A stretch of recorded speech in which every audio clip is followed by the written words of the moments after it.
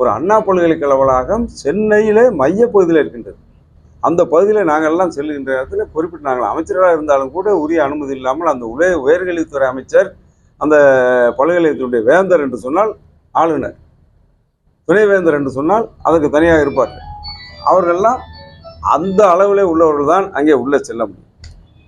அந்த குறிப்பிட்ட பல்கலைக்கழகத்துக்கு பாதுகாப்பு இவ்வளவு உறுதி செய்யப்பட்ட பாதுகாப்புக்கு உள்ளே இந்த சம்பவம் நடந்த பிறகு பார்த்தால் அதில் 60 சிசிடிவி கேமராக்கள் இருக்கின்றன. அதில் 35க்கு மேற்பட்ட சிசிடிவி கேமராக்கள் வேலை செய்யவில்லை என்ற நிலை இன்றைக்கு தெரிய வருகிறது. இதெல்லாம் யாருடைய குறைபாடு? இப்போ ஆளுகின்ற பொறுப்பில் யார் இருக்கின்றார்கள்?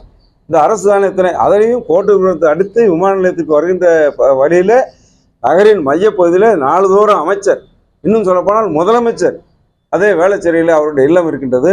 அண்ணா பல்கலைக்கு துரைமுருகன், மூத்த அமைச்சருடைய துரைமுருகனுடைய இல்லம் இருக்கின்றது. அந்த பகுதியில் மையப்பகுதியில் உள்ள பகுதியில் இத்தனை மாணவர்கள் படிக்கின்ற அந்த வளாகத்திற்குள்ளே சிசிடிவி கேமரா அப்போ திட்டமிட்டு அது செயலிழக்கப்பட்டதா? இந்த விசாரணையெல்லாம் இனிமேல் விசாரணையின் முடிவில் அது வர இருக்கின்றது. ஆக இந்த நிலையில் நடைபெற்ற சம்பவம் ஒரு அருவருக்கத்தக்க, வேண்டப்படாத, இன்னும் சொல்லப்போனால் நடக்கக்கூடாத சம்பவம்.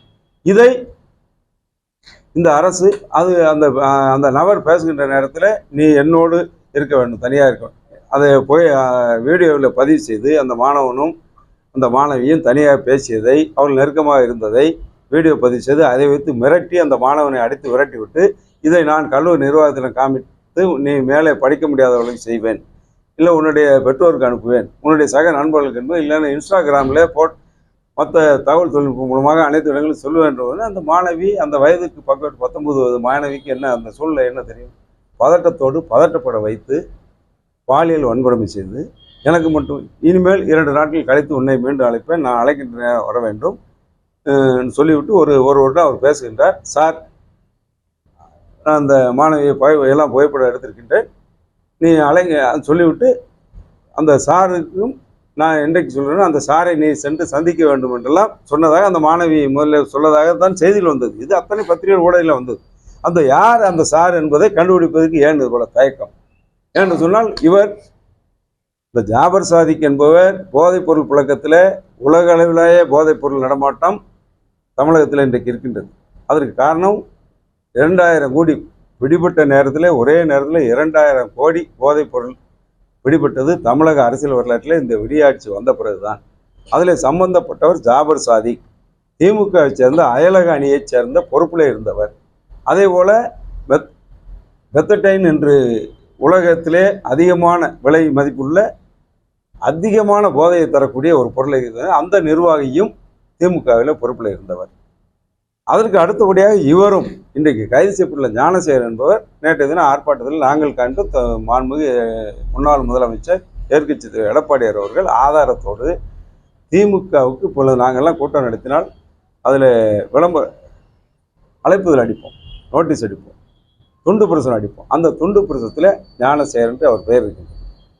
மக்கள் நல்வாழ்வுத்துறை அமைச்சர் மா சுப்பிரமணியனோடு 2-3 போட்டோக்கள் இருக்கிறது, நெருக்கமாக இருக்கின்ற ஒரு போட்டோ இருக்கின்றது. இன்னும் சொல்ல போனால் அவர் 2 பிரியாணி கடை வைத்திருப்பதால், அது ரோட்டோர பிரியாணி கடை, ஒரு கடையாக வைத்து ஒரு பெரிய நிறுவனமாக வைத்திருந்தா கூட பரவாயில்லை, கடையோரத்தில் பிரியாணி கடை வைத்திருக்கின்றார், தெருவோரத்தில் பிரியாணி கடை வைத்திருக்கின்றார். அந்த பிரியாணி கடைக்கு சென்று அவரோடு அமர்ந்து சமமாக அவர் பிரியாணி சாப்பிட்டுகின்ற நிலையில் உள்ள ஒரு போட்டோவும் நேற்று வெளியிடப்பட்டது. அப்போ அந்த அளவுக்கு நெருக்கமாக திமுக அமைச்சரோடு இருந்திருக்கிறார். இன்னும் இதையும் தாண்டி உதயநிதி மாண்புமிகு துணை முதலமைச்சர் அவரோடு அவர் நட்பிலே நெருக்கமாக இருந்துக்கின்ற, ஏனென்று சொன்னால் உதயநிதி இன்றைக்கு துணை முதலமைச்சர், மக்கள் நல்வாழ்வுத்துறை அமைச்சர், திமுகவில் ஒரு மூத்த அமைச்சர், திமுகவில் நீண்ட காலமாக இருந்திருக்கிறார், திமுக தலைமைக்கு மிக நெருக்கமானது. அவர்களோடு சாதாரணமாக நிர்வாகிகள் உள்ள திமுகவை சேர்ந்தவர்கள் கூட, இங்கே உள்ள ஒன்றியச்சார் நகரச்சார் போன்றவர்கள் கூட அவர்களை சந்தித்து படம் எடுக்க முடியாது. இந்த நிலையில் அப்போ அதையும் தாண்டி அவர் நெருக்கமாக இருந்திருக்கின்றார் என்றுதான் அந்த புகைப்படங்கள்லாம் காட்டுகிறது. இதை மக்கள் மன்றத்திற்கு எடுத்து சென்று இது நியாயம் கேட்பது எதிர்க்கட்சியுடைய கடமையா இல்லையா? இதுதான் என்னுடைய கேள்வி.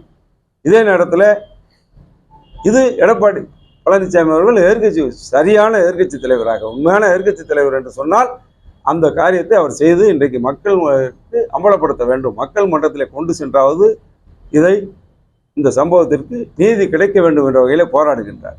இதை ஒரு அமைச்சர், இன்னும் பெண் அமைச்சர், இன்னும் சொல்ல போனால் மகளிர் நலத்தை கையில் வைத்திருக்கிறார்.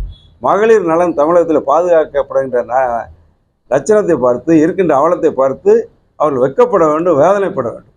இதை விட்டுவிட்டு எடப்பாடியார் அவர்களை அருவருக்கத்தக்க அரசியல் செய்கிறார் என்று சொன்னால் இந்த அமைச்சருடைய பேட்டி தான் அருவருக்கத்தக்கமான பேட்டி. நல்ல வேளை அந்த மாணவிக்கு நடந்த சம்பவம் மெச்சத்தக்கது என்று சொல்லாமல் விட்டார்கள். ஏன்னு சொன்னால் அப்போ அந்த மாணவிக்கு நடந்த சம்பவத்தை அவர்கள் ஆதரிக்கின்றார்களா? இதானே எங்களுடைய கேள்வி. இவங்க போகிற போக்கில் பார்த்தா அந்த மாணவிக்கு நடந்த சம்பவம் மெச்சத்தக்கதுன்னு கூட சொல்லுவாங்க. நாங்கள் செய்கிறது அருவருக்கத்தக்கதா? நடந்த சம்பவம் அருவருக்கத்தக்கதா? இல்லை எடப்பாடியார் செய்கின்ற காரியம் என்ன? நாங்கள் என்ன எதிர்க்கட்சி என்ன பேசாமல் இதுக்கு என்ன இந்த இவ்வளோ நடந்த பிறகும் இதை என்ன வேடிக்கை பார்த்துட்டு சும்மாவாக இருக்க முடியும்? இருப்பது ஒரு ஜனநாயக கடமையா? ஜனநாயக கடமை ஒரு சிறப்பாக அது கூட அனுமதி இல்லை. ஏன் அனுமதி மறுக்குங்க? நேற்றைய தினம் அனுமதி இல்லாமல் தான் எங்களுடைய காவல்துறை கைது செய்து மாலை 6 மணி வரை எங்களை மண்டபத்தில் இங்கே தங்க வைத்து விட்டு அடைத்து வைத்து விட்டு எங்களிடம் விவரங்கள்லாம் பதிவு பண்ணியிருக்கின்றார்கள். இனி வழக்கு போடுவார்கள். அந்த வழக்கை பற்றி எங்களுக்கு கவலை இல்லை. கிட்டத்தட்ட 186 பேர் மீது வழக்கு பதிவு செய்யப்பட்டிருக்கின்றது. 1000க்கும் மேற்பட்டவர்கள் வந்த குடும்பத்தை சார்ந்த சாதாரண பெண்கள்லாம் நேற்று வந்தார். அந்த பெண்கள்லாம் அந்த வழக்கில் வரக்கூடாதுன்னு சொல்லி அவர்களை நாங்கள் திருப்பி அப்புறப்படுத்தி விட்டு அவர்கள் வீடுகளை அனுப்பி வைத்துட்டு நாங்கள் கட்சி ரீதியாக வந்தவர்களை மட்டும் சொன்னால் நேற்று 186க்கு மேலே வழக்கு பதிவு செய்யப்பட்டிருக்கின்றது. ஆக அருவருக்கத்தக்க சம்பவங்கள் தமிழகத்தில் நாள்தோறும் நடக்கின்றன. பொள்ளாச்சி, அதே அமைச்சர் சொல்லியிருக்கிறார், பொள்ளாச்சியில் பாலியல் வன்முறை நடக்கவில்லையா? ஒன்றுக்கு ஒன்று இணையாக சொல்லி எங்கள் ஆட்சி காலத்தில் 2011 21 வரை தமிழகத்தில் நடைபெற்ற ஒரே சம்பவம் பொள்ளாச்சி பாலியல் வன்கொடுமை. நாங்கள் மறுக்கவில்லை.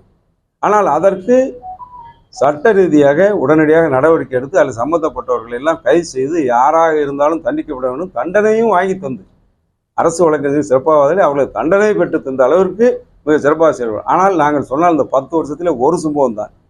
இன்றைக்கு இந்த அண்ணா பல்கலைக்கழகத்தை போல தினசரி சம்பவங்கள் நடைபெறுகின்றன. இதற்கு இந்த அமைச்சர் என்ன சொல்வார்? பாதகம் செய்பவரை கண்டால் நாம் பயம் கொள்ளலாகாது பாப்பா. மோதி மிதித்து விடு பாப்பா, அவர் முகத்தில் உமிழ்ந்து விடு பாப்பா. அண்மை செய்திகளை உடனுக்குடன் தெரிந்து கொள்ள இணைந்திருங்கள் எம் நாடு தொலைக்காட்சியுடன்.